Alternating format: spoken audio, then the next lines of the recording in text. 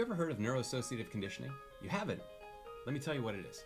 So I went to my son's doctor, and the doctor that actually takes care of my son is not the same person that sticks a needle in his leg to give him his immunizations. He don't want Landon to associate the doctor with pain, because then he'll fear going to the pediatrician. Instead, this evil nurse gives him the shot.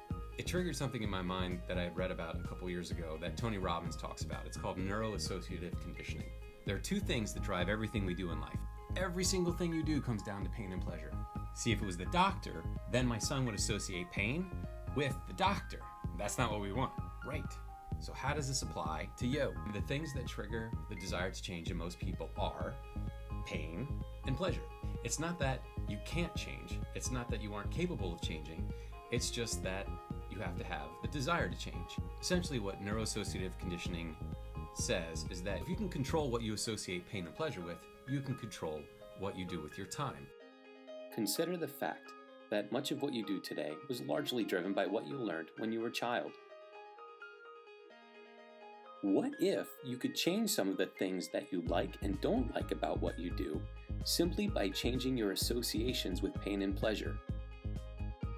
Now here's something that's very interesting.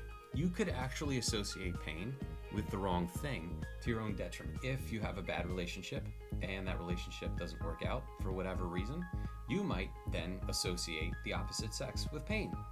And as a result, you might not want a relationship again. But maybe it wasn't the fact that it was someone of the opposite sex. Maybe it was just that individual person. So you gotta be careful what you associate pain with. This would be a very oversimplified explanation of it.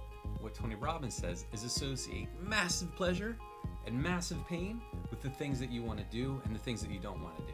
If you want to learn more about neuro-associative conditioning, check out the description of this video.